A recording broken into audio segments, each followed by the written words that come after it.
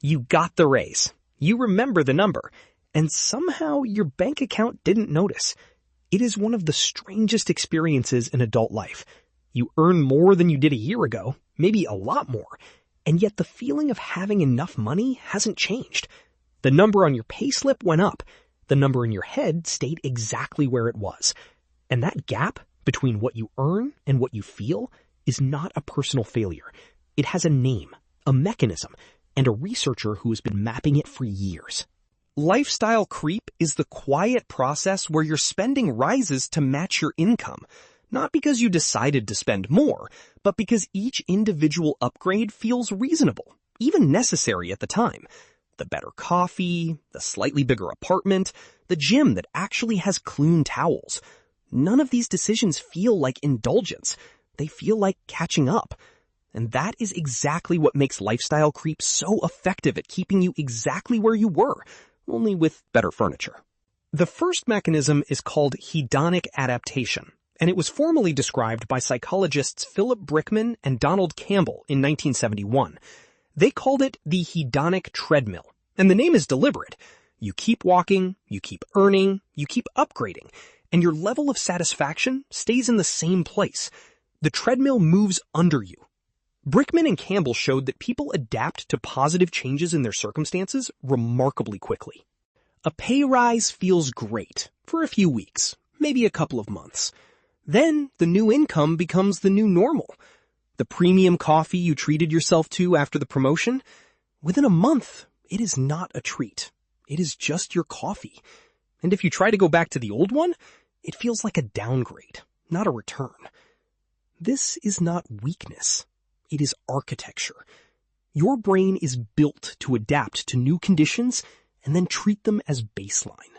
From an evolutionary perspective, this makes sense. An organism that stays permanently satisfied stops striving. But in a modern economy, this same mechanism means that every raise you get is absorbed into your spending before it ever reaches your savings. You are not choosing to spend more. Your brain is simply recalibrating your definition of normal. The second mechanism is social comparison, and it was first described by psychologist Leon Festinger in 1954. Festinger proposed that humans have an innate drive to evaluate themselves by comparing their abilities and circumstances to those of others. When your income goes up, your peer group often shifts too. You start working with people who earn more, live in nicer neighborhoods, take more expensive holidays. Their spending becomes your visible reference point. The restaurant your colleague suggests is $20 more than you would normally spend. But everyone else is going, so you go. The bar where your new team meets after work has cocktails that cost what your old team spent on dinner. But this is where you belong now, so you adjust. Not because you decided to, because the water around you rose and you floated up with it. Dr. Adrian Camilleri, a behavioral scientist at the University of Technology, Sydney, has been studying lifestyle creep in depth, and his research reveals something that pure economics misses. Lifestyle creep is not just about spending power. It is about identity. When you enter a new income bracket, you feel a psychological pressure to shed your old identity and match your new status. Camilleri found that buying a first home, for example, triggers a desire to graduate from your past self. The flat-pack furniture that served you perfectly well for a decade suddenly feels incompatible with the new role of property owner. You are not just buying a sofa. You are confirming that you belong in this new version of your life, and that confirmation is expensive. Marketing campaigns understand this better than you do. They frame luxury items as rewards for hard work. You have earned this. You deserve it. And the message lands because it matches something you already feel. The raise was hard-won. The new job was a battle. You are not being frivolous. You are simply catching up with what you have earned. The problem is that catching up never ends. There is always a new version of yourself to confirm, a new peer group to match, a new baseline that feels normal. And the money that was supposed to change your financial life gets quietly spent on confirming an identity that the income itself created. Consider the numbers. A 2026 analysis by the financial platform Supermoney found that lifestyle creep typically absorbs discretionary spending increases proportionally with income, meaning that the gap between earning and saving stays the same or narrows even as earnings grow. A person earning $50,000 who gets a raise to $65,000 does not on average save an extra $15,000. They spend it. Not in one dramatic purchase, but in 100 small upgrades that each feel reasonable at the time. The better neighborhood, the nicer car lease, the restaurant meals that were once a treat and are now a routine.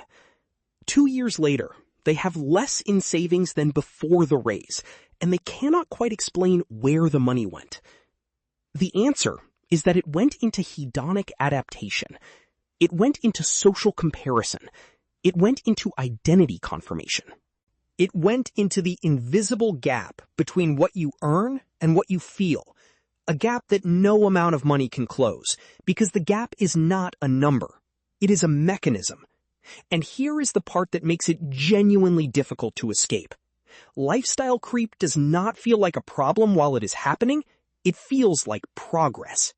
Each upgrade is a small, reasonable decision. The apartment was too small. The car was unreliable. The gym was too far. Each individual choice makes sense. The problem only becomes visible when you look at the whole picture and realize that your financial position has not improved despite earning significantly more. You are on the treadmill, and the treadmill is invisible. So what do you do about it? The research points to structural solutions, not motivational ones. Willpower is not the answer, because willpower fights a mechanism that never sleeps. Your brain will adapt to every upgrade and treat it as baseline within weeks. You cannot outthink hedonic adaptation. You can only outstructure it. The first step is what behavioral economists call pre-commitment. Before your income increases, decide exactly where the additional money will go. Automate the transfer. If you are getting a raise of $1,000 a month, set up an automatic transfer of at least $500 of those dollars into a savings or investment account on the day you are paid.